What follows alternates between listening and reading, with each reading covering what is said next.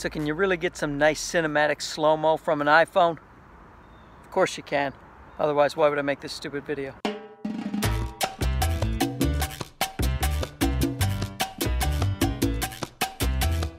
So we're finally back at the cemetery because I love to hang out here. It's where I read my book of spells. I've tried to record this video a bunch of times, but I think I'm about to be murdered by raccoons. So I almost got trapped in a cemetery overnight. For real. That's right, when we stuck. We take 1 hour, 2 hours, depends. I had no idea, yeah. Well, thanks. What's happening, everybody? My baby's up. Subway. Now there's the family here looking at me. I even got a haircut in between. Do you like it? Is it too short? It's too short. So let's start with frame rate. Every iPhone, since the iPhone 6s, can do 120 frames per second for slow motion. Now what you want to do is put that on a 30p timeline. The reason I say 30p and not 24p, people think 24p cinematic footage, but when you're talking about slow motion and your iPhone, the editors handle 120 conversion down to 30p much easier because it's an even number that they get to divide it by. 120 down to 30. It's like 25% speed, right? So if you do it on a 24p timeline, it gets a little trickier and you drop a few frames here and there. If you want it as smooth as possible, put it on a 30p timeline when you're recording with your iPhone or any phone that can do 120 frames per second. Now if you want to go ultra slow motion and you have one of the fancy new phones that can do 240 frames per second, you can put that on a 24p timeline at 10% the speed, but it's going to be super slow, but it's going to be nice.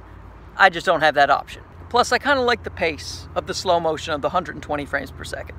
Something else that's good to remember is that the iPhone doesn't have a great dynamic range. So when things are really bright and really dark in the frame at once, the iPhone doesn't like that very much. So what I like to do is go out and shoot at golden hour, you know, about an hour before sunset or an hour after sunrise, or if it's a nice overcast day. Then the iPhone can handle the colors and the picture very, very well. And it's good for your slow motion because you don't have it changing from bright to dark very often. There are people watching me record this right now. I don't care, I'm doing it this time. And something else that's borderline necessary in my opinion is some kind of stabilizer. I use this thing. It's a Zhiyun something or other. I'll put the link in the description. They're all pretty good these days. They're about $100 and they work really well. So if you want to do a lot of slow motion, you want to try to get one of those things. You can do it by hand, but it's a real pain. And of course you want to do a little color grading in your editor when you get back home, you know, some grays, blues, cyans, filmy things. You can also just use a LUT, you know, some kind of picture profile, make it easy for you. Or you don't have to use anything at all. The iPhone colors are pretty acceptable. Here's an example with no color grading.